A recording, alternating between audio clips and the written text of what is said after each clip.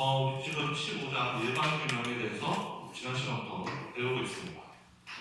그래서 지난 시간에 이제 우리가 일반균형을 크게 둘로 나눠서 이제 배울 건데, 지난 시간에 첫 번째 부분을 배웠고, 이제 오늘 두 번째 부분을 할 건데, 첫 번째 부분이 뭐였냐면, 이제 어느 한 재화의 시장에서 수요나 공급에 차익이 있었을 때, 그러니까 그런 변동이 있었을 때, 그 한 시장의 수요나 공급의 변동이 다른 시장에 어떻게 영향을 미칠 수 있는지, 그런 효과를 뭐 스필오버 영어로 그렇게 부르기도 하고, 한국에서 뭐라고 하는지 잘 모르겠는데, 그 효과가 전가되는 그런 효과에 대해서 이제 지난 시간에 하나를 배우는 내용이 있었어요.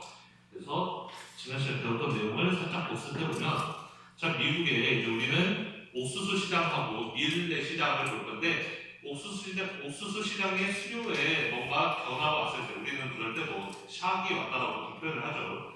쇼크가 왔을 때, 그래서 수요가 갑작스럽게 늘어나게 되었을 때, 그게 그냥 우리가 지금까지 앞에서 뭐 상장, 사장 이런 데서 배울 때는 그냥 수요가 늘어나면 그 상실물이 많아지고 뭐 가격이 비싸지고 뭐 그런 내용들을 배웠었는데, 단지 그뿐만 아니라 다른 시장에 영향을 미칠 수가 있다라는 게 지난 시간에 배웠던 내용입니다. 그래서 이런 그림이 있었죠.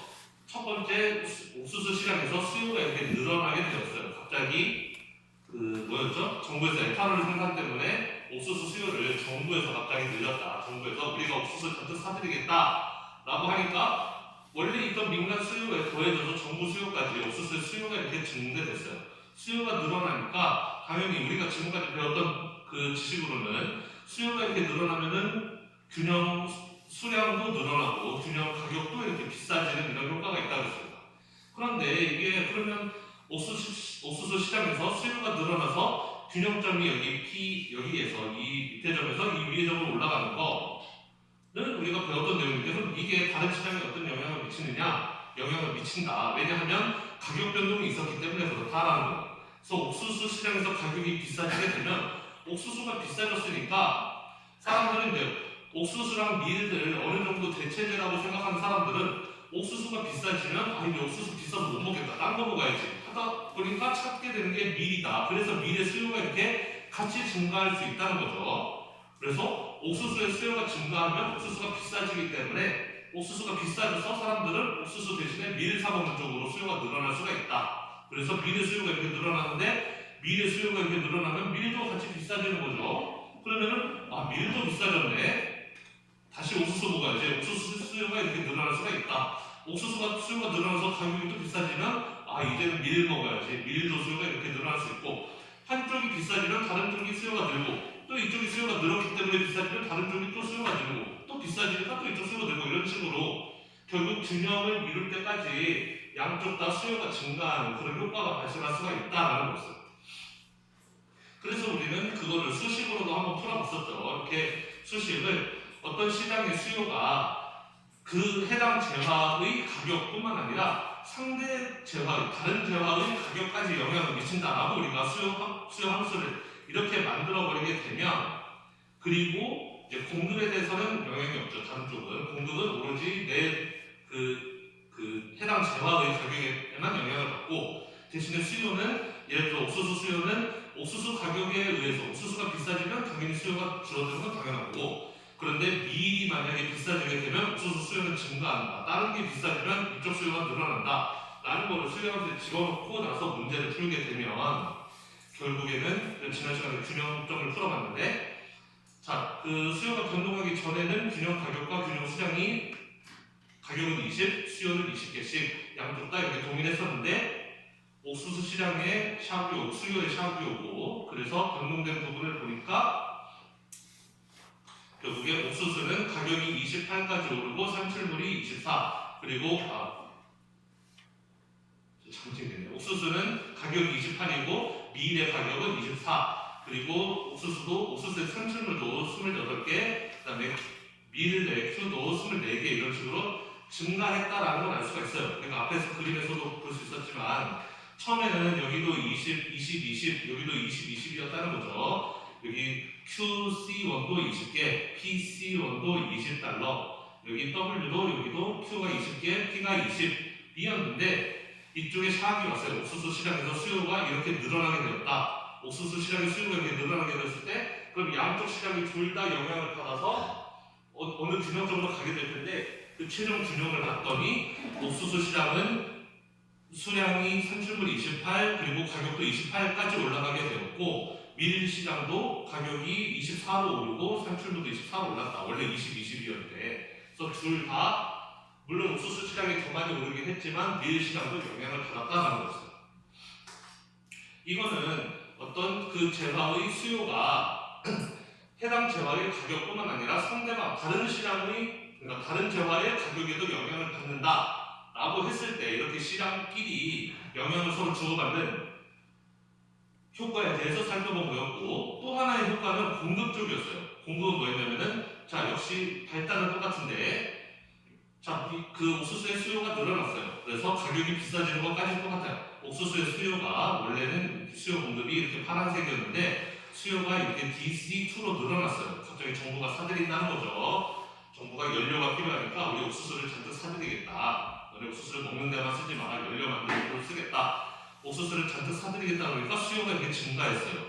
그랬더니 어떤 효과가 발생했냐면 수요가 증가하면 일단 가격이 비싸지는 거 그건 아까랑 똑같은 거죠.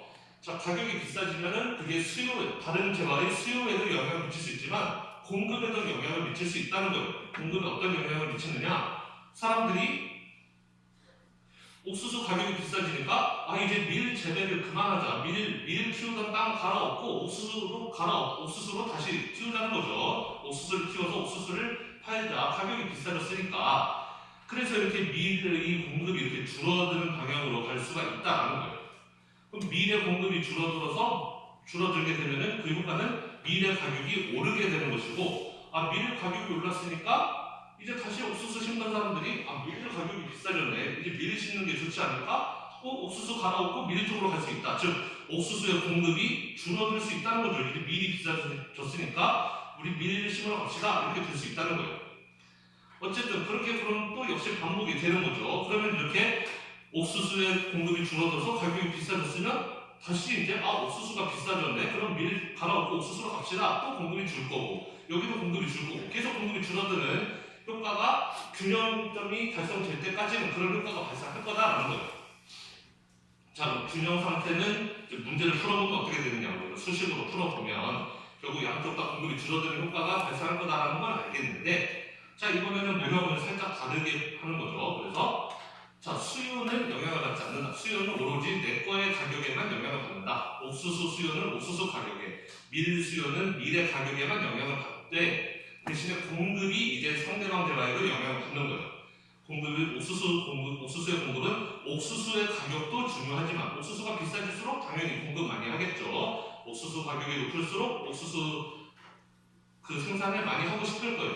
그런데 밀 가격이 비싸지면은 옥수수 생산하기 싫은 거죠. 밀이 비싸지면 밀 생산하고 싶은 거예요. 그러니까 밀 가격이 높을수록 옥수수의 생산은 감소한다. 그러니까 마이너스를 붙인 거죠. 이렇게. 그래서 옥수수의 생산은 옥수수의 가격에만 영향을 받는 게 아니라 밀 가격에도 영향을 받는다. 옥수수 가격이 비쌀수록 그리고 밀이 상대적으로 쌀수록 옥수수의 공급이 늘어나는 것이다. 밀도 그렇게 똑같이 분석할 수 있다는 거고요. 그래서 문제를 풀어볼 때 이제 그 균형점을 구하기 위해서 이퀄리브리엄을 구하기 위해서 문제를 풀어보는 거죠. 자 일단 그 평상시 그러니까 옥수수의 수요가 증가하기 전 상태에서는 이퀄리브리엄이 PC, PW가 둘 다 10이었고 Q도 마찬가지로 둘 다 10이었어요. 즉 이 그래프에서 파란색이 원래 수요 공급이었는데 파란색에서의 증명은 10, 10이고 여기도 오른쪽도 똑같이 10, 10이었다는 거예요. 그런데 옥수수의 수요가 일단 한번 늘었고 그래서 수요가 느는 거를 어떻게 표현했냐면은 원래의 수요는 20 빼기 PC였는데 이제는 그거를 32 빼기 PC로 바꾼 거죠. 수요 함수를 32 빼기 PC로 바꿔가지고 이 그림으로 치면은 이제 이 파란색 수요 곡선에서 빨간색 수요 곡선으로 왔어요. 빨간색 수요 곡선으로 왔고 자 그런데 이렇게 한쪽의 가격이 변동하면 다른 쪽의 공급에 영향을 미친다. 그렇기 때문에 밀의 공급도 줄어들고 옥수수의 공급도 줄어들고 그러면 또 밀도 공급이 또 줄고 옥수수도 공급이 또 줄고 이런 식으로 가다 보면 최종적인 균형은 어디서 발생하느냐 풀어봤더니 아까 그 시작할 때 균형은 10, 10이었는데 수요가 증가하고 나서 수요가 32-P로 바뀐 다음에 균형을 찾아봤더니 옥수수는 가격이 14.5 그리고 산출량은 Q는 17.5가 되었고 밀은 가격이 11.5 그리고 산출량이 8.5가 되었다. 그래서 보니까 옥수수는 가격도 늘었고 생산량도 늘었어요. 10에서 14.5, 17.5가 되었으니까 우리가 그림에서 보면은 지금 산출물도 10에서 17.5로 늘었고 가격도 10에서 14.5였나요? 17.5네요. 네. 가격은 10에서 14.5로 늘었고 그리고 Q도 10에서 17.5로 늘었다라고 이렇게 나오고 있어요. 그런데 밀 시장을 봤더니 밀 시장은 가격은 11.5, 10에서 살짝 올라갔죠. 원래 균형은 10이었으니까, 10이었으니까. 그래서 밀 시장은 가격이 11.5로 올랐는데 산출물 Q를 보니까 8.5로 떨어졌다. 그래서 이 그림에서도 보면은 가격은 올랐는데 산출물 Q는 떨어지는 효과가 실제로 이제 수식으로 풀어봐도 그렇게 나타난다는 거죠. Q가 줄어들었잖아요. 왼쪽으로 가면서. 자, 그래서 밀 시장은 이렇게 Q가 줄어들었다라는 거예요. 자, 어쨌든 이렇게 살펴봤는데 옥수수 시장의 수요에 샥이 와서 뭔가 변화가 와서 밀 시장에 그게 어떤 영향을 미치는가? 일단 옥수수 시장은 가격과 Q가 둘 다 동시에 올라가는 걸 알았는데 밀 시장을 보니까 수요 측면에서 보면은 가격과 Q가 둘 다 올라갔는데 또 공급 측면에서 보면은 가격은 올랐지만 Q는 떨어졌다는 걸 볼 수가 있어요.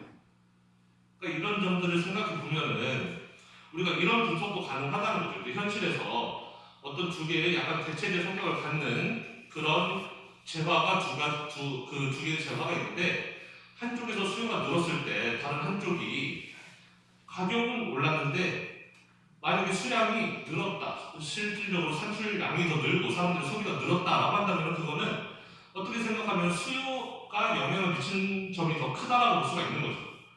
근데 만약에 반대로 산출물이 줄고 생산량이 줄고 소비량이 줄었다라고 한다면은 그거는 공급이 영향을 미치는 부분이 더 컸다라고 이야기할 수 있다는 거예요.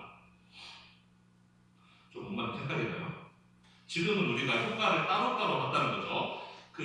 옥수수의 가격이 비싸졌을 때 밀의 수요가 늘어나는 것도 한 가지 효과가 될 수 있고 아니면 밀의 공급이 줄어드는 것도 한 가지 효과가 될 수 있어요. 우리는 그거를 둘 다 따로따로 봤어요. 수요가 늘어날 때 그리고 공급이 줄어들 때. 하지만 실제 현실에서는 그게 동시에 일어날 거 아니에요. 수요도 영향을 받고 공급도 영향을 받겠죠.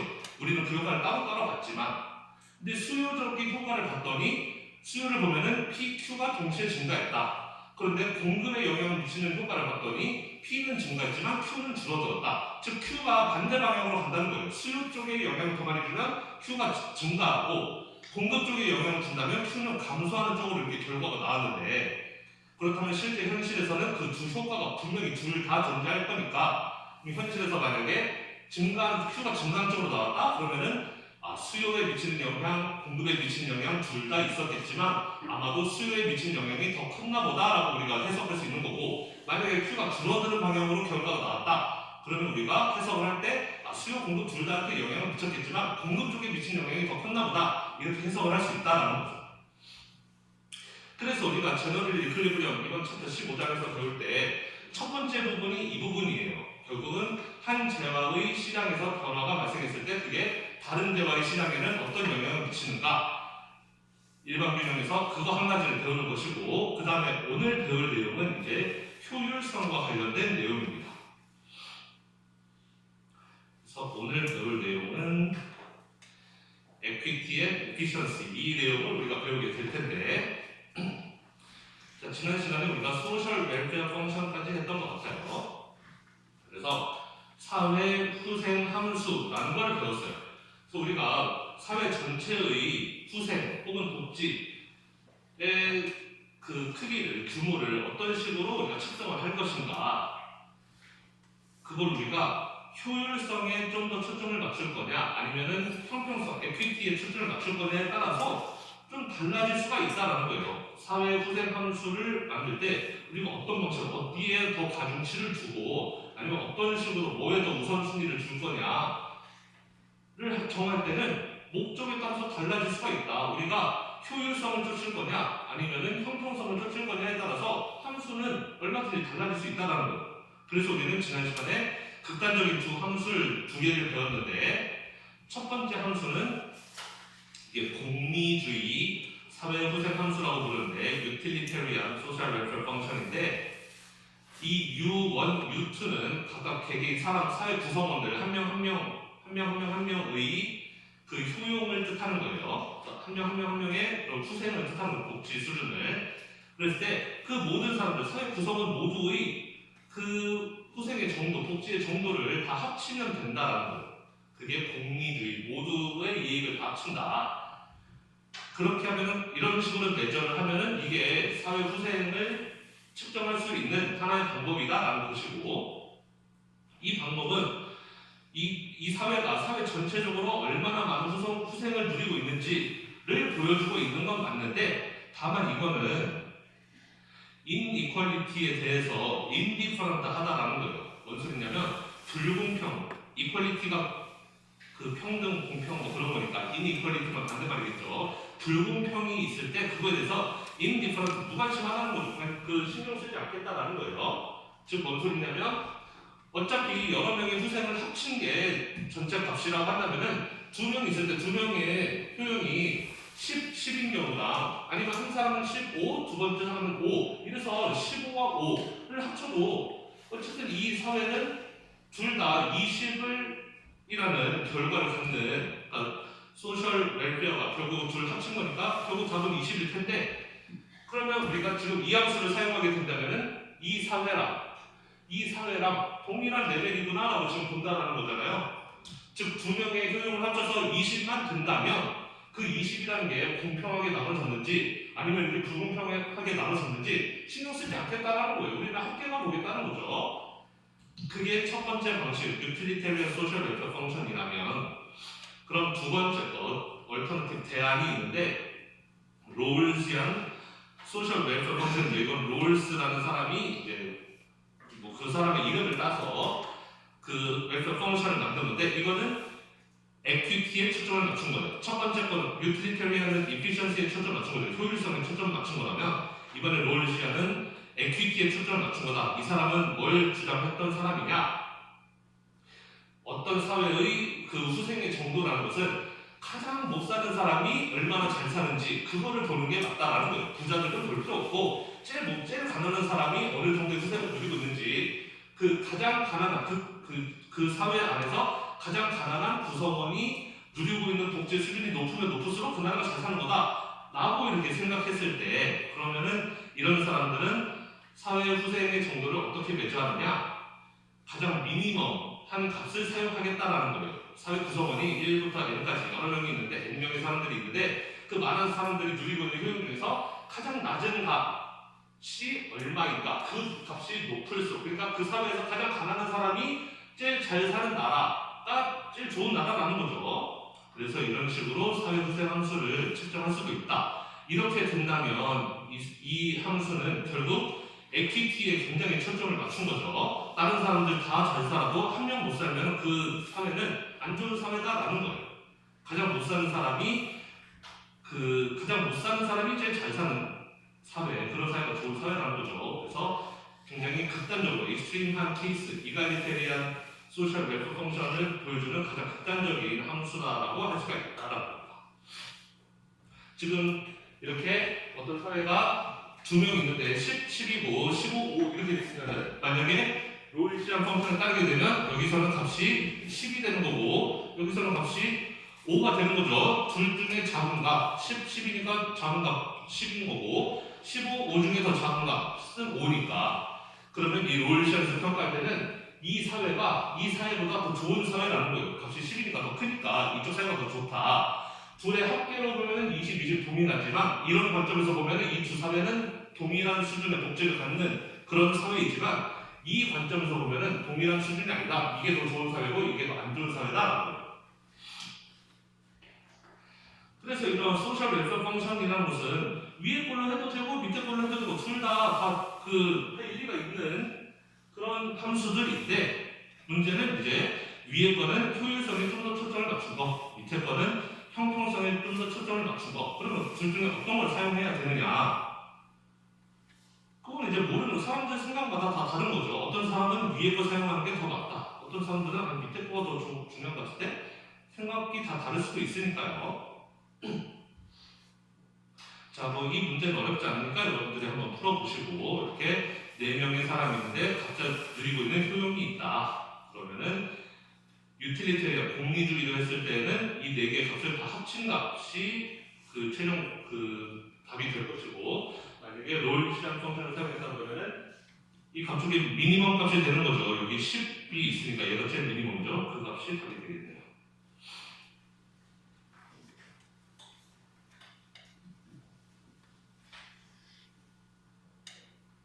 자, 어쨌든 어떤 정책이나 그런 것들에 이제 그 사회 분배적인 그 결과가, 그 결과를 분석하는 데 있어서 소셜 웰페어 펑션이라는 게 굉장히 효과적인 건 사실이에요. 그래서 지금 이 사회의 후생 정도가 어느 정도인가를 평가하는 데 있어서 뭐 이 방법이 되었든 저 방법이 되었든 어쨌든 굉장히 효과적으로 분석할 수 있는 툴인 건 사실인데, 문제는 둘 중에 뭘 골라야 되느냐라는 선택이 서브젝티브, 주관적이다. 사람들에 따라서 이게 옳다는 사람, 저게 옳다는 사람 다 다를 수가 있다. 라는 거죠. 그러니까 어떤 펑션을 사용하느냐에 따라서 답이 달라질 수 있다라는 거예요. 그리고 또 중요한 것은 그 인디비주얼들의, 개인들의 유틸리티 레벨을 계산하고 합치는 게 쉬운 일이 아니다. 어떤 사람 구생이 10이고 15고 5고 이런 것들을 측정하는 게 사실 쉬운 게 아니기 때문에 이론적으로 생각하면 뭐 이 방식이 사회 전체 후생을 평가하는 데 있어서 좋은 방식일 수 있겠으나 실질적으로는 좀 쉽지가 않다라는 거고요. 그래서 이런 어려움들 때문에 경제학자들은 뭘 주로 사용하냐면, 사회에 우리가 후생 같은 거를 생각할 때 파레토 이피션시라는 크라이테리아 기준을 사용한다라는 겁니다. 그래서 우리말로는 파레토 뭐 효율이 되겠네요. 파레토 효율성이라는 것을 배우게 될 텐데, 즉 이게 우리가 일반 균형에서 배우게 되는 두 번째 이슈예요. 우리 제너럴 이퀄리브리엄에서 두 가지 내용을 배울 때 첫 번째는 아까 했던 거죠. 한 시장의 수요 변화가 다른 시장에 어떤 영향을 미치는지 그걸 하나 봤다면, 우리 두 번째 파트는 결국 우리 사회 전체적으로 봤을 때 뭐 재화라든지 아니면은 뭐 수입, 뭐 생산 요소라든지 이런 것들이 어떻게 분배되어 있어야 효율성을 가장 높일 수 있는가에 대한 논의를 살펴보는 게 일반균형의 두 번째 논리다라는 겁니다. 우리는 지금부터 무슨 내용을 주로 다룰 거냐면 엘로케이션에 대해서 주로 이야기를 할 거예요. 엘로케이션, 배분, 분배라는 거죠. 결국 뭐 사과가 10개가 있는데 그 사과를 너랑 나랑 둘이 먹을 거예요. 우리 둘이 몇 개씩 나눠 먹는 게 가장 우리 둘을 위해서 가장 좋은 것인가? 뭐 그런 걸 생각해 보자는 거예요. 뭐 직원들이 뭐 예를 들면은 뭐 노동시장에 일할 수 있는 사람이 10명이 있는데 그 10명의 노동력을 사용할 수 있는 회사가 두 회사가 있다. 그럼 저쪽 회사 A 회사와 B 회사가 이 10명의 노동자를 어떤 몇 명씩 가져가서 일을 시키는 게 가장 우리 사회 전체적으로 효율적인가? 우리는 지금부터 그 엘로케이션을 볼 거다라는 거예요. 분배를 어떻게 하는 것이 가장 효율적인가를 볼 건데, 우리가 앞으로 초점을 맞추는 부분은 파레토 이피션시라는 말에서도 알 수가 있듯이 에퀴티 부분은 그렇게 많이 보지 않을 거예요. 우리가 주로 보는 부분은 이피션시 부분을 이제 주로 많이 보게 될 겁니다. 파레토 이피션시라는 말에서 볼 수가 있겠지만, 어떻게 배분하는 것이, 자원을 어떻게 분배하는 것이 효율적인가, 우리는 효율에 대해서 좀 초점을 맞춰볼 거예요. 파레토 이피션시라는 말 혹시 들어봤어요? 근데 여기서 처음 들어보나? 미시경제가 그렇겠구나. 미시경제가 나오는 말이니까. 파레토 이피션시는 여러분들 반드시 알아야 되는 개념이에요. 경제학에서 어떻게 보면 가장 중요한 개념일 수 있는데 이거 반드시 알아야 됩니다. 이거 모르고 경제학과 졸업할 수 없어요. 파레토 이피션시는 뭐냐면, 이 첫 번째 문장 이것만 이해하면 돼요. 뭐냐면 without making at least one individual worse off. 그러니까 적어도 누군가 한 명을 나쁘게 만들지 않고서는 without making이니까 적어도 누군가 한 명을 나쁘게 만들지 않고서는 재화가 다시 reallocate 될 수 없다. 재화가 재분배될 수 없다라는 거예요. 그런 분배 상태를 파레토 이피션시가 달성된 분배 상태라고 부른다는 겁니다. 말이 어렵죠. 이렇게 말하면 저도 헷갈리는데. 자, 이 말을 좀 쉽게 풀어보면은 파레토 이피션시라는 건 뭐냐면, 자, 우리 두 명 사이에서 예를 들어서 지금 현재 배분 분배된 상태가 있어요.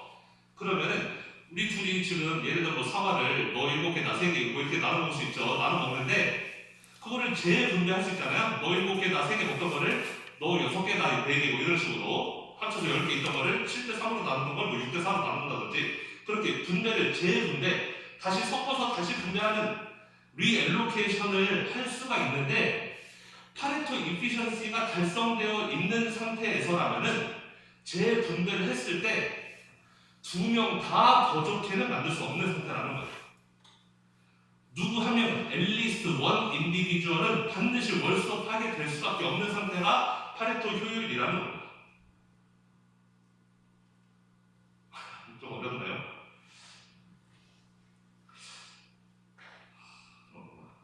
이거 그림으로 보면 쉬운데 하여튼 다시 한번 설명을 하면은 지금 현재 분배 상태에서 둘 다 더 좋은 길로는 갈 수 없다라는 거예요. 다른 길로 갈 수는 있는데 어쨌든 다른 길로 간다면은 둘 중에 한 명은 무조건 나빠지게 되어 있다라는 거예요. 파레토 이피션시가 달성되어 있다면. 그럼 반대로 파레토 이피션시가 달성되어 있지 않다면, 즉 효율적이지 않다면 뭔가 재분배를 통해서 둘 다 좋아진 방향을 찾을 수도 있다라는 거예요. 이해가 되죠? 파레토 이피션시가 달성되어 있지 않다면 뭔가 재분배를 통해서 두 명 다 좋게 만들 수 있는 거고, 파레토 이피션시가 달성되어 버리면은 재분배를 아무리 해도 둘 다 더 좋게는 못 만든다. 한 명은 반드시 나빠져야 된다. 한 명 더 좋게, 한 명 나쁘게 이렇게는 되지만 둘 다 더 좋게 되는 방법은 없다라는 거예요. 누구 한 명을 나쁘게 만들어야지 다른 사람을 좋게 할 수 있다라는 거예요. 그게 파레토 이피션시가 달성되어 있는 상태라는 거예요. 자, 그래서 몇몇 조건들이 맞으면 우리가 배웠던 경쟁시장, 안정경쟁시장, 경쟁시장에서의 분배는 파레토 이피션하다는 게 증명이 되어 있어요. 그래서 경쟁시장에서는 컨슈머 서플러스, 프로듀서 서플러스가 맥시마이즈 되어 있고 거기서 얼터너티브 애드케이션, 그 다른 방향으로 아무리 재분배를 해봐도 누구 한 명을 나쁘게 하지 않고서는, 그러니까 나쁘게 될 수밖에 없다는 거예요. 다른 식으로 재분배를 하면은 둘 다 좋게는 만들 수가 없다. 누구 한 명은 반드시 나빠질 수밖에 없다는 거예요.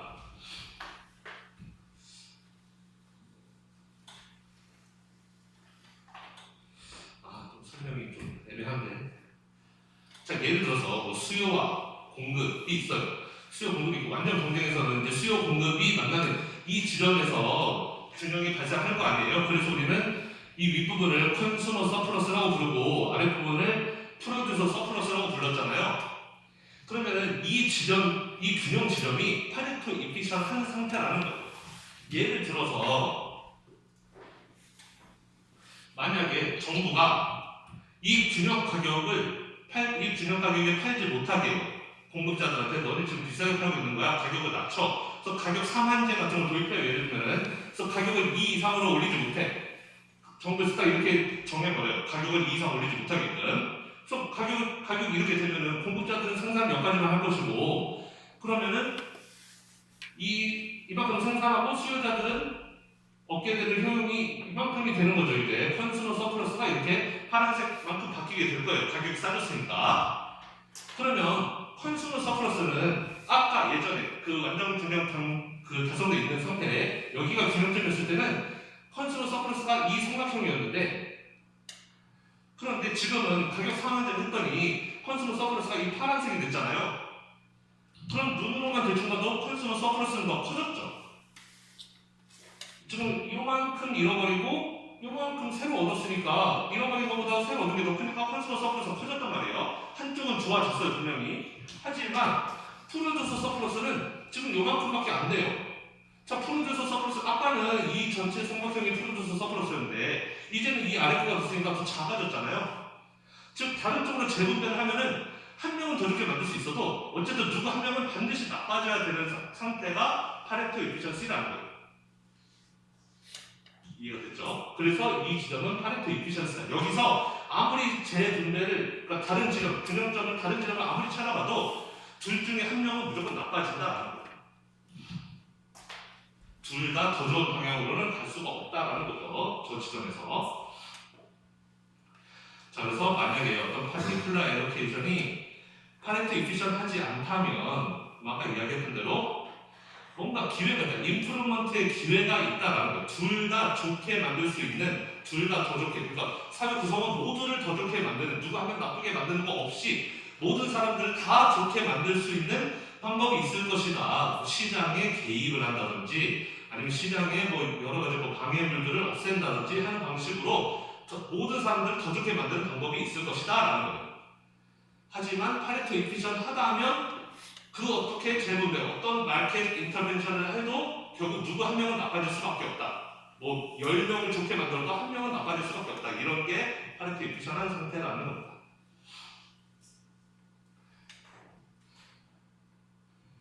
자, 그래서 파레토 이피션트 엘로케이션에 있어서 세 가지 전제 조건이 있는데, 우리는 그 시장의 세 가지 전제 조건, 파레토 이피션트한 시장이 되기 위해서는 세 가지 전제 조건이 다 맞아야 돼요. 그 세 가지 전제 조건을 하나씩 우리는 이제 배워볼 텐데, 첫 번째가 exchange efficiency고, 두 번째가 input efficiency, 세 번째가 output efficiency인데, exchange efficiency는 수요 측면을 의미해요. 그러니까 소비 측면을 의미해요.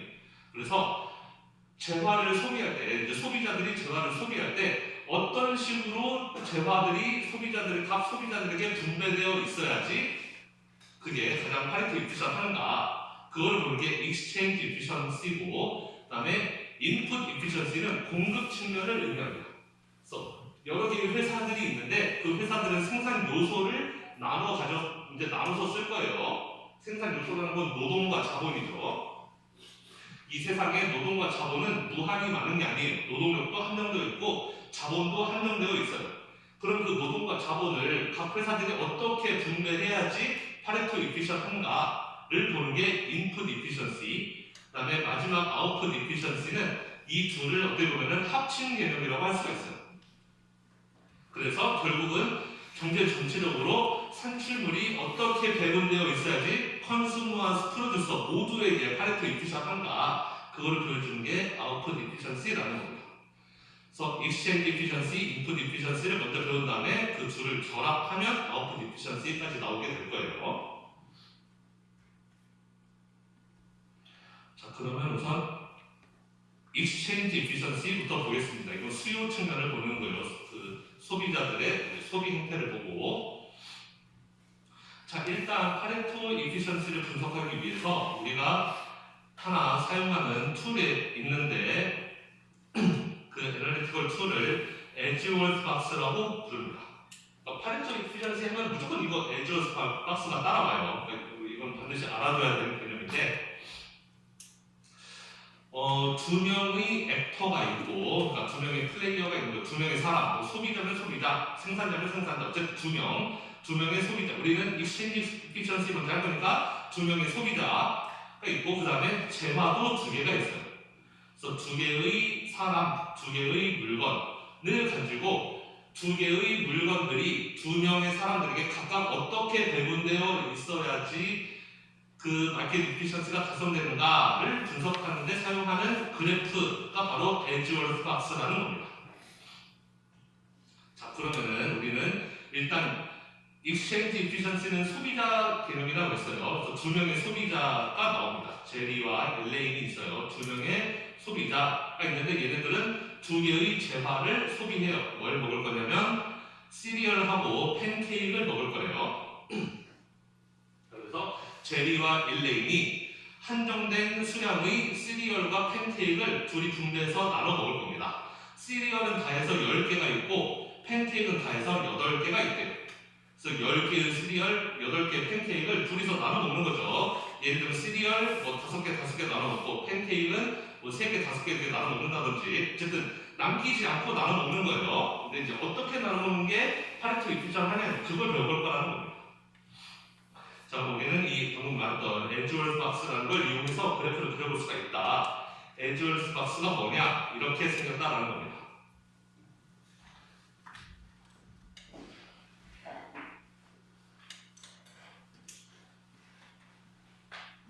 자, 그러면 우리가 그 3장이었나 4장이었나 거기서 배웠던 내용을 이제 다시 리마인드 해야 되는데, 여기 이제 가로주기 시리얼도 세로줄 팬케이크죠.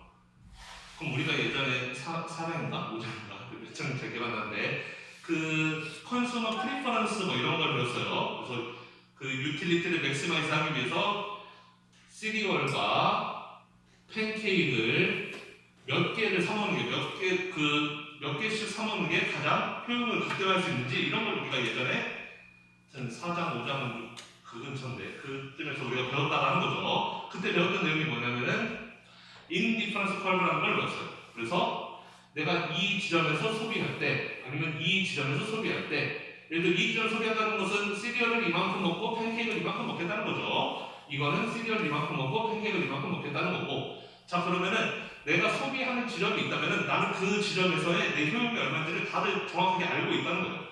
그리고 예를 들면은 이 점에서의 효용과 이 점에서의 효용이 같다라고 한다면 우리는 그럴 때 인디퍼런스 커브를 그릴 수 있다고 했습니다. 그래서 이런 식으로 인디퍼런스 커브를 그릴 수 있다는 거죠. 그렇다면은 여기 이 소비 모두 나한테 동일한 효용을 준다라는 것을 배웠어요. 그러면은 인디퍼런스 커브라는 것은 이렇게 많이 이렇게 존재하는데, 그 중에서 나의 인디퍼런스 커브를 나의 그 유틸리티를 극대화하기 위해서는 예산 제약식이라는 걸 이렇게 그릴 필요가 있었고, 가격에 따라서 내 소득이 얼마인지에 대해서 이렇게 내가 사먹을 수 있는 선을 그린 다음에 인디퍼런스 커브가 이렇게 접하게 지나가면 여기서 소비하는 게 최적이다. 뭐 이런 걸 예전에 배웠었죠. 그 내용을 다시 할 거예요. 이렇게.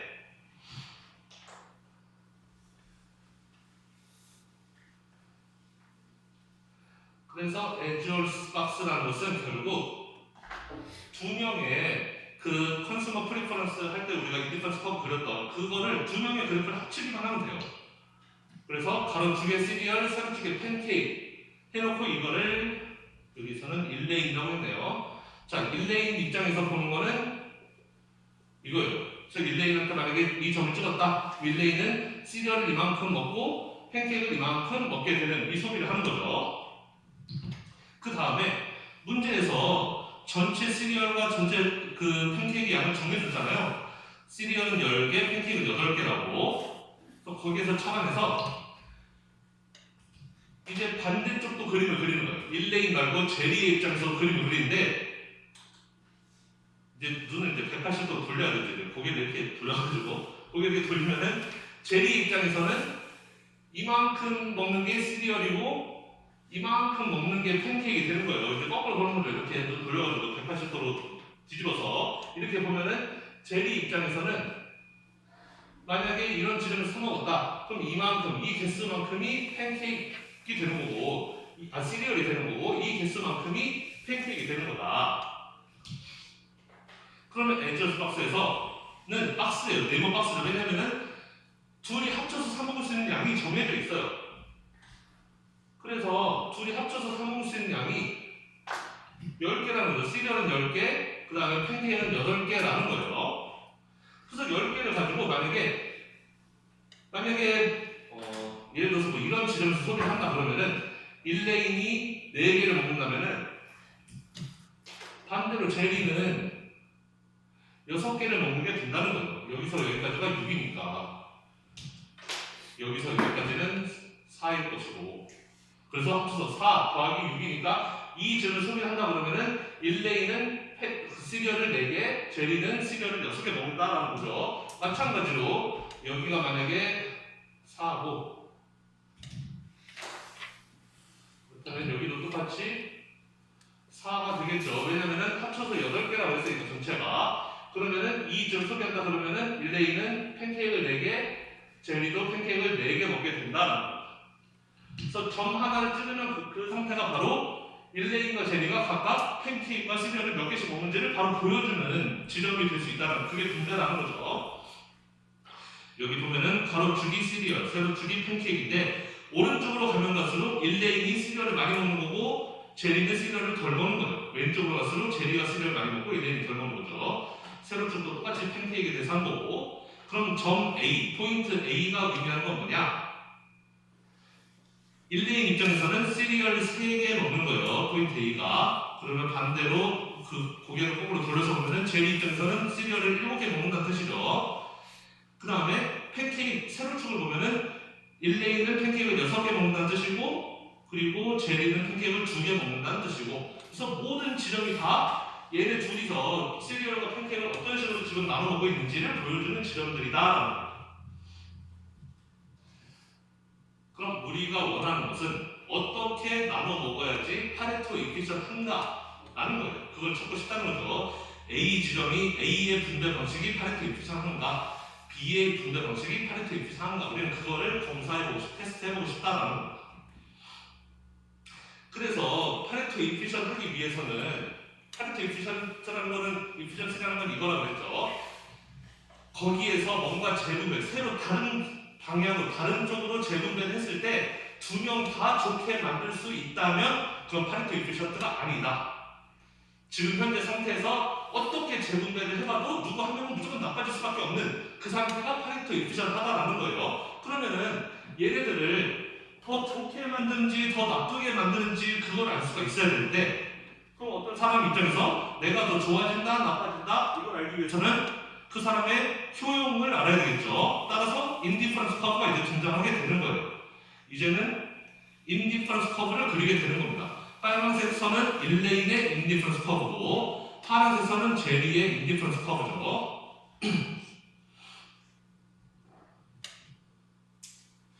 우리가 이 내용을 4장에서 배웠나 보네요. 그래서 챕터 4에서 배운 내용을 우리가 다시 사용하게 될 텐데 그래서 인디퍼런스 커브는 우리가 다 배웠으니까 간단하게만 설명하겠습니다.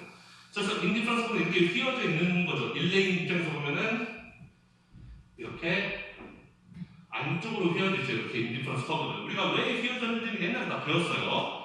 양극단을 먹는 것보다는 우리는 중간 반반으로 먹는 걸 더 선호하기 때문에 이렇게 휘어져 있다고 했었죠. 내가 치킨을 먹을 때 맛 한 개만 먹는 것보다는 반반 치킨 먹는 거를 사람들은 일반적으로 선호한다. 그렇기 때문에 이렇게 안쪽으로 휘어져 있다고 했습니다. 어쨌든 휘어지는 이유도 설명했고 이게 멀어지면 멀어질수록 원점에서 멀어질수록 효용이 더 높아지는 거라고 그랬죠. 왜냐면 더 많이 먹는 거니까. 그래서 일레인 입장에서는 이 빨간색이 일레인의 인디퍼런스 커브고 원점에서 멀어질수록 즉 오른쪽 위로 가면 갈수록 점점 더 좋아지는 상태라고 했어요. 제리 입장에서는 여기서 출발하는 거죠. 제리의 원점은 여기 오른쪽 위 끝이에요. 여기서 시작해서 인디퍼런스 커브가 멀어질수록 좋은 거예요. 자, 그래서 지금 점 A에서 분배를 하고 있다고 생각해 봅시다. 지금 점 A가 배분 상태예요. 대충 보니까 시리얼은 일레인이 3개, 제리가 7개를 먹고 있는 상태고 팬케이크는 일레인이 6개, 제리가 2개를 먹고 있는 상태가 돼요. 지금 포인트 A를 말하고 있는 겁니다. 그러면 포인트 A에서 포인트 A를 지나가는 누차로서 인디퍼런스 커브를 그릴 수가 있어요. 일레인 입장에서 이 빨간색 선이고 제리 입장에서는 이 파란색 선이에요. 자, 그러면 지금 이 지점 A, 포인트 A는 파레토 이피션하지가 않다라는 겁니다. 자, 여기 오른쪽 아래에 써있네요. 포인트 A는 인이피션한 엘로케이션이다. 이피션하지 않다라는 거예요. 왜냐하면 쉐이디 에어리아 아무데나 들어가도 쉐이디 에어리아는 이 녹색 표시가 된 부분이죠. 예를 들면 포인트 C 같은데 이 쉐이디 에어리아, 이 색칠되어 있는 부분 안쪽으로 재분배를 하게 되면 제리와 일레인이 둘 다 좋아질 수 있기 때문에 그렇다는 거예요.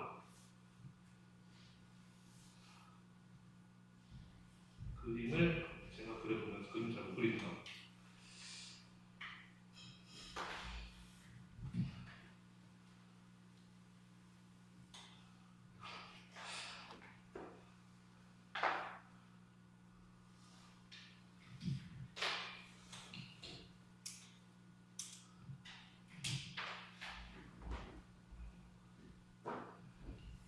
지금 이 지점에서 분배를 하고 있는데 포인트 A에서 분배를 하고 있는데 이 포인트 A는 파레토 이피션트하지가 않다. 왜냐하면 여기서 다른 방향으로 봤을 때 A 말고 다른 지점을 골랐을 때 두 명 다 좋게 만들 수 있다면 그게 파레토 이피션트한 게 아니라고 했어요. 다른 쪽으로 아무리 가봐도 둘 중에 한 명은 무조건 나빠지는 상태가 파레토 이피션트한 상태라고 했는데 여기서 이 안쪽으로 들어오기만 하면 이쪽으로 만약에 갈 수만 있다면 포인트 C가 있어요. 갈 수만 있다면 지금 1레인 입장에서는 아까는 내 효용이 여기였는데 포인트 C에서는 효용이 이렇게 더 늘어났잖아요. 오른쪽 위로 올라가면 좋은 거라고 그랬죠. 효용이 더 증가했어요. 그리고 제리 입장에서도 보면은 A일 때는 여기였는데 C일 때는 효용이 더 증가했단 말이에요. 그렇죠? 그러니까 A에서 C로 옮길 수 있으면은 제리도 이쪽으로 하는 거 좋아지고 1레인도 이쪽으로 하는 거 좋아지니까 두 명 다 좋게 만들 수 있다는 거죠. 따라서 A는 효율적인 지점이 아니다라는 거죠.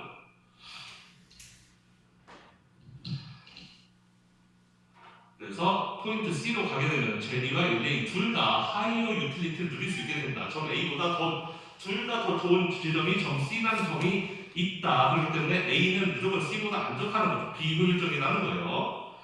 그럼 점 C는 이피션이냐? 모르죠. 뭐 될 수도 있고 안 될 수도 있고 지금 제가 그린 그림에서는 점 C도 효율적이지 않은 거죠. 왜냐하면은 여기 이만큼 또 공간이 있잖아요. 이 안쪽으로만 들어간다면 파란색 좀 더 올리고 파란색 좀 더 내릴 수가 있으니까 그렇다면은 파레토 이피션은 어디냐? 이 그림 좀 지적을 하는데 결국에는 어떤 지점에서의 분배가 1레인 입장에서도 이렇게 지나면서 제리 입장에서도 이렇게 접하게끔 이렇게 가야지 이게 파레토 이피션이라는 거예요. 지금 여기에서는 이 점을 어디로 옮겨도 둘 중에 한 명, 둘 다를 더 좋게 만들 수는 없다라는 거예요. 그 말이 무슨 말인지 이해가 되나요? 둘 다 더 좋게 만들 수가 없다? 여기서 만약에 뭐 이쪽으로 가볼까요? 이쪽으로 가서 만약에 이 지점을 갔다 그러면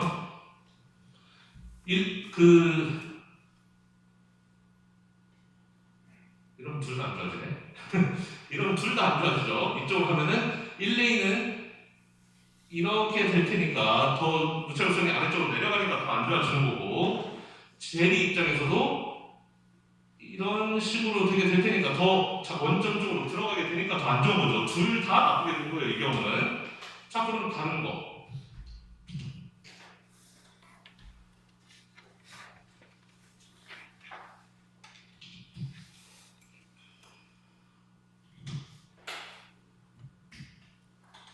그럼 둘 중에 한 명이라도 더 좋게 만들어 봅시다. 지금 이 지점이 파레토 이피션 하다는 건데 예를 들면 좀 이쪽으로 가죠. 이렇게 그러면 적어도 1레인 입장에서는 더 좋아졌단 말이에요. 이거 소개할 때보다 이쪽으로 가니까 원점에서 바깥쪽으로 나가니까 더 좋아졌죠. 1레인은. 하지만 제리는 아까보다는 더 나빠졌다라는 겁니다. 이렇게 오게 되면은 여기보다 더 뒤로 갔죠. 그러니까 두 명 다를 더 좋게 만드는 방법은 없다라는 거예요. 이렇게 접하게 된다면. 그래서 그렇게 접할 때가 파레토 이피션시가 달성되는 배운 방식이다라는 거예요. 자, 그림으로 설명하면 그렇다라는 거예요. 그림으로 설명하면 인디퍼런스 커브가 두 명의 인디퍼런스 커브가 접하는 지점이 있다면 그 지점은 파레토 이피션시가 달성된 지점이다라는 거예요. 어떤 분배에서 만약에 여기 포인트 A처럼 이 두 명의 인디퍼런스 커브가 접하지 않고 그렇게 스치듯 지나가지 않고 이렇게 교차하는 방식으로 이렇게 지나가게 되면 그 지점은 파레토 이피션 하지 않다. A에서 C로 옮겨가게 된다면 두 명을 다 더 좋게 만들 수 있기 때문에 A 지점은 파레토 이피션 하지가 않다라는 거예요. 자, 그럼 그림으로 설명하면 그렇고 우리 이제 수식으로 하는 것도 옛날에 배웠었는데 우리 아까 4장이라고 했죠. 4장에서 보면은 자, 인디퍼런스 커브 효용 함수를 가지고 인디퍼런스 커브를 그렸을 때 우리는 이 인디퍼런스 커브의 접선의 기울기에 대해서 배운 적이 있어요. 이 접선의 기울기를 뭐라고 부르느냐? 이거를 MRS라고 불렀었어요. Marginal Rate of Substitution이라는 걸 배웠었죠. 지금 다시 설명하려면 너무 시간이 많이 걸리니까 여러분들 옛날 책 보고 복습하시면 됩니다. 그래서 MRS라는 걸 배웠었어요. 그런데 지금 파레토 이피션트라는 것은 두 개가 접할 때라는 거잖아요. 얘하고 접하는 지점에서 분배를 할 때 이 지점에서 배분이 되어 있다면 그게 파레토 이피션하다는 거고, 그렇다면은 1레인 입장에서 이 접점에서의 기울기는 이 접선이 이거가 될 테니까 이거의 기울기가 될 거고, 제리 입장에서도 결국 이 점에서의 기울기는 똑같을 거 아니에요. 그러니까 파레토 이피션의 조건이라는 건 뭐냐? 이 어느 배분 상태가 엘로케이션이 얘네 둘에게 파레토 이피션 하려면은 그림으로 설명하자면 인디퍼런스 커브, 두 명의 인디퍼런스 커브가 접하는 지점이면 그게 파레토 이피션 하다는 거고, 그걸 우리가 4강에서 배웠던 수식으로 이야기하면은 두 명의 MRS가 같아지는 지점이 바로 파레토 이피션 하다라는 거예요.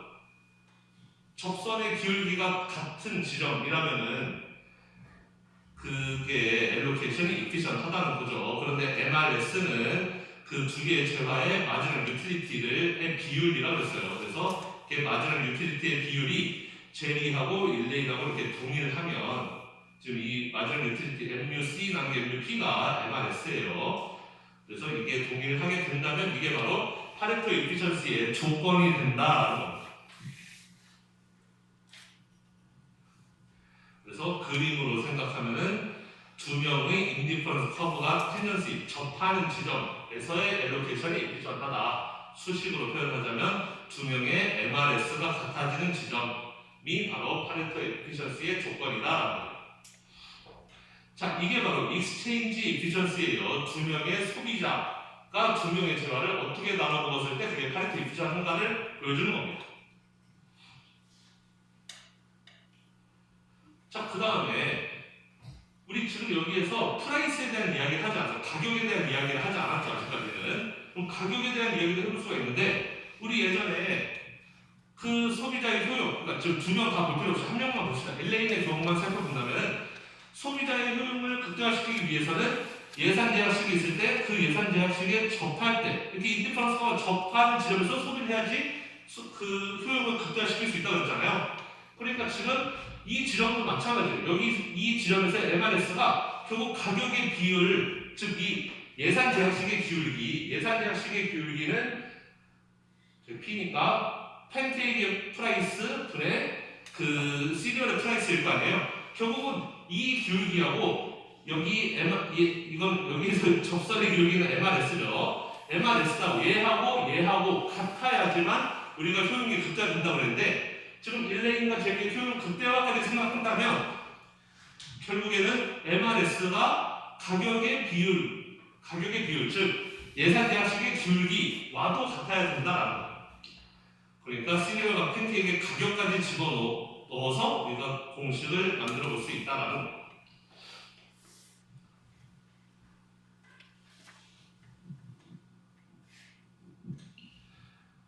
그래서 그 익스체인지 이피션시 교환 효율성이 달성된 시장에서는 결국에는 두 명 예상 그 두 소비자의 MRS가 같아야 되고, 그리고 그 MRS는 그 재화들의 프라이스 레이시오, 그 가격의 비율,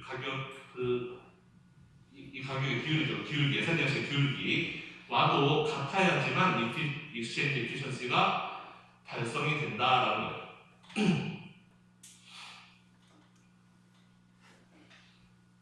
자, 그러면 컨섬션 컨셉 컬브라는 걸 볼 텐데, 이건 뭐냐면, 자, 그러면 이피션 엘로케이션이라는 게 한 개만 존재하냐라는 거예요. 지금 이 지점 그 이피션 한 거죠. 지금 이게 두 개가 접하니까, 인디퍼런스 커브 접하니까 저거는 이피션 엘로케이션이 맞는데, 그럼 저거 말고 다른 지점은 이피션 엘로케이션이 없느냐? 아니라는 거예요. 또 있다는 거죠. 다른 데서도 예를 들면 어떤 지점에서 이렇게 1레인의 인디퍼런스 커브가 저렇게 있고 제리 인디퍼런스 커브가 이렇게 해서 우체국소는 접하는 지점이 또 하나 있을 수도 있다는 거죠. 또 다른 대문에서 또 이렇게 접하는 지점이 있을 수 있다는 거죠. 그러면 얘도 마찬가지로 efficient한 allocation이라는 거예요. 즉, efficient한 allocation은 여러 개가 있을 수가 있는 거예요. 여기도 될 수 있고, 여기도 될 수 있고, 여기도 될 수 있고, 두 명의 인디퍼런스 컵과 접하기만 하면은 다 efficient allocation이에요. 그래서 그런 지점을 다 모아요. 이런 지점이 무수히 많은데, 그러면 다 모으면 그 다 모아서 이은 게 바로 이 녹색 선이다. 이 녹색 선을 consumption contract curve라고 하는 거예요. 소비 계약 복선인가? 저 우리말로는 잘 모르겠네요. 그래서 이 consumption contract curve 우리 CCC라고 불렀었는데, 하여튼 이 consumption contract curve는 efficient allocation들의 모음이다라는 겁니다. 저 지점에서 allocation을 하게 되면 어쨌든 적어도 소비에 있어서는 파레토 efficient하다. 저기에서 어떤 다른 제공대를 해도 둘 다를 더 좋게 만들 수는 없다. 한 명은 무조건 나빠지게 만들 수밖에 없다라는 거예요. 그렇기 때문에 지금 여러분들 저 보면 알겠지만 이 녹색 선은 전부 다 파레토 efficient 하다고 했어요. 그러면 파레토 efficiency는 efficient 하다라는 것은 어쨌든 파레토 efficient 하지 않은 지점보다는 파레토 efficient이 더 좋은 거이긴 한 거지만 파레토 efficiency는 어디까지나 efficiency에는 초점을 맞췄지만 equity에 대해서는 사실은 신경 쓰고 있지 않은 개념이에요. 예를 들면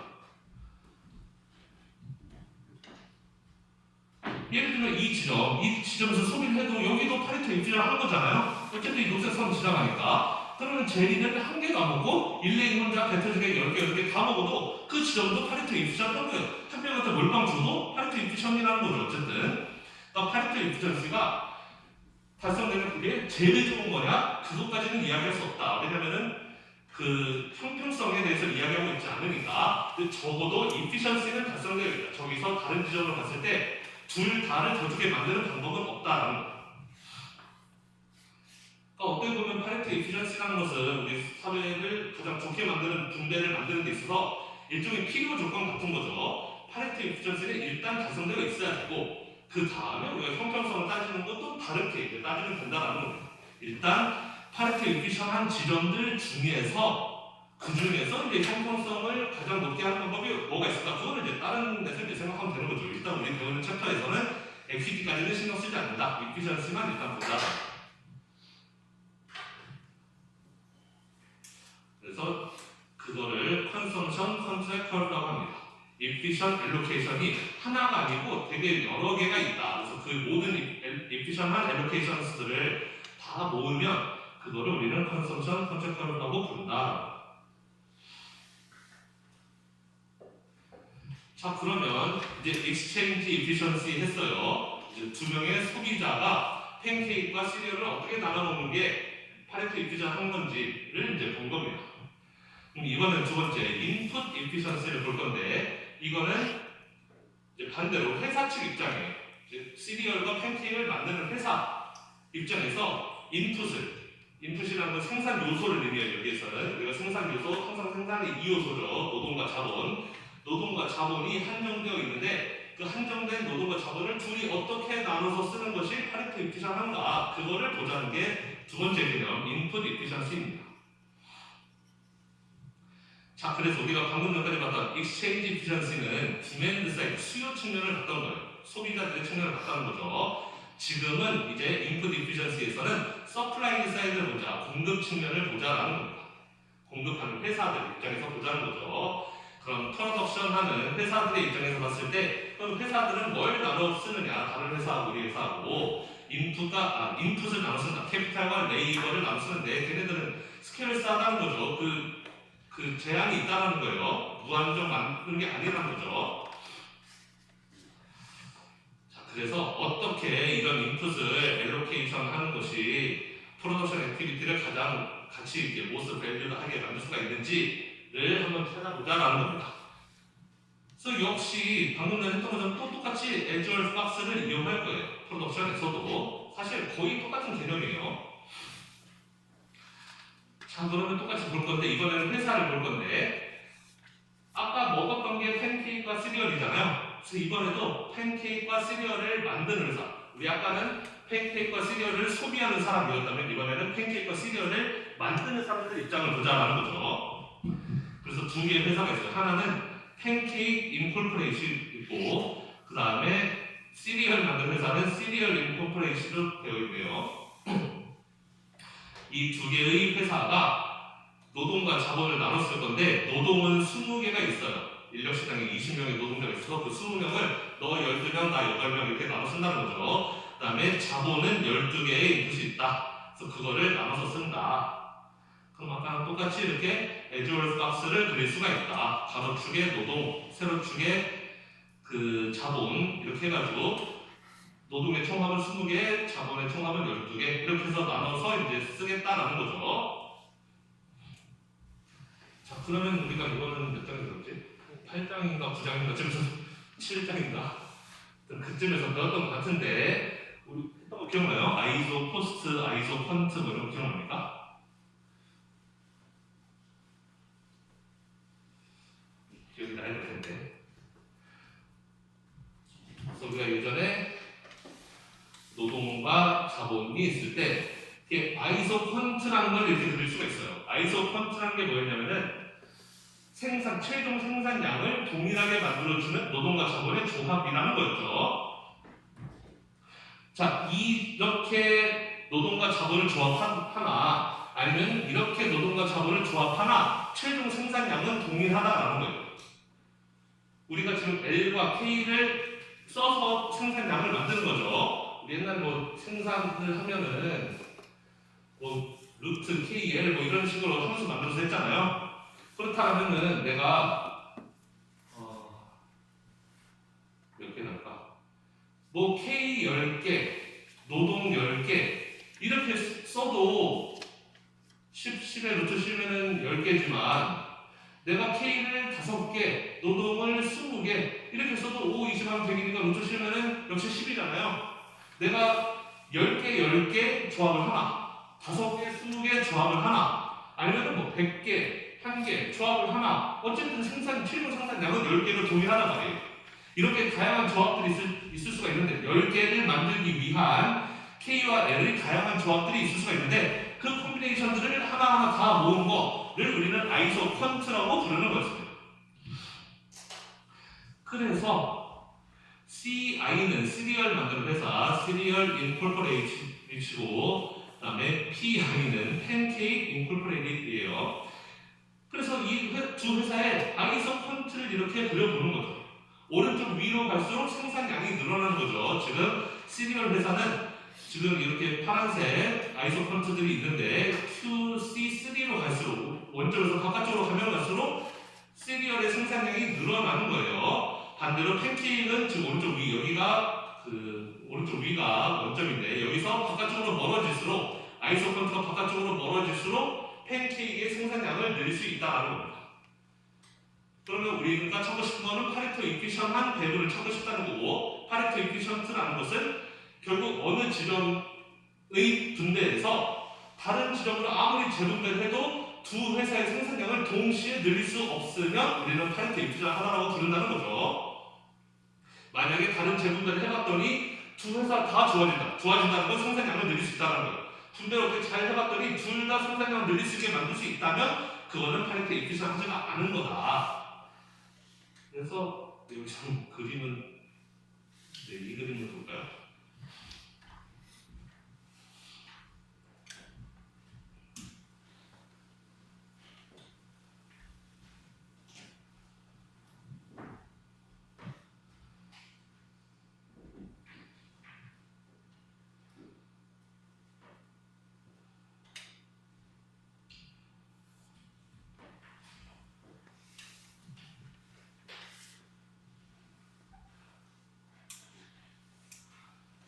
그래서 시리얼이 왼쪽 아래죠. 시리얼 회사 입장에서는 네이버와 캐피탈 이렇게 쓰는 거고, 그다음에 팬케이크 회사 입장에서도 이렇게 쓰는데, 예를 들어서 이 지점에서의 지금 현재 노동과 자본의 배분 상태가 이렇게 되어 있다. 시리얼 회사가 노동 이만큼 쓰고 팬케이크 회사는 이만큼밖에 못 쓰는 거죠. 그다음에 그 캐피탈도 시리얼 회사는 이만큼 쓰는데 그 팬케이크 회사는 이렇게 많이 쓰고 뭐 이런 상태예요.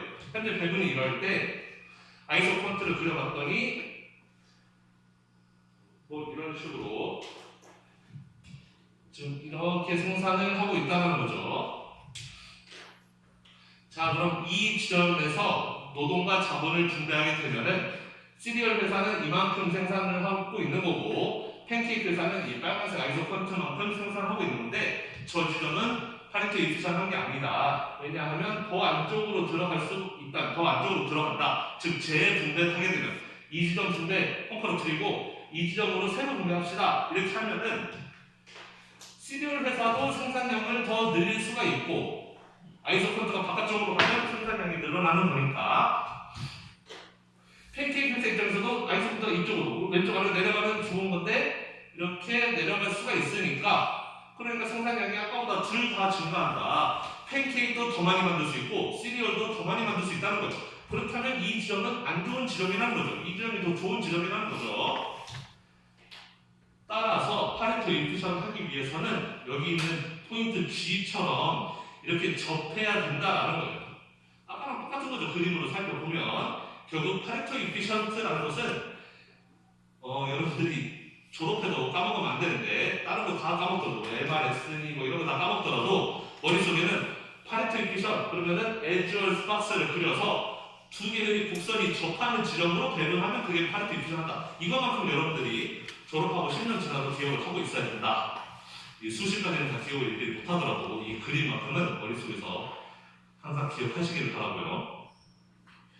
자, 그러면 하여튼 제가 잘 기억이 안 나는 입장인지 실장인지 입장 7장에서 우리가 아이소 폰트가 이렇게 휘어져 있을 때 아이소 폰트의 접선의 기울기를 우리가 이 기울기를 뭐라고 불렀었냐면은 MRTS라고 불렀어요. MRX랑 비슷한데 중간에 T, 테크니컬이 들어갔었죠.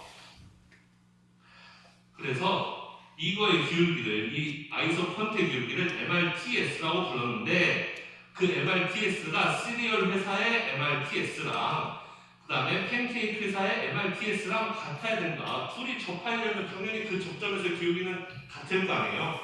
그래서 그림으로 표현하면 에즈월 박스에서의 아이소 폰트가 접하는 지점이 파레토 이피션트한 지점, 수식으로 표현하자면은 두 회사의 MRTS가 같은 지점이 바로 인풋 이피션시가 달성되는 지점이다.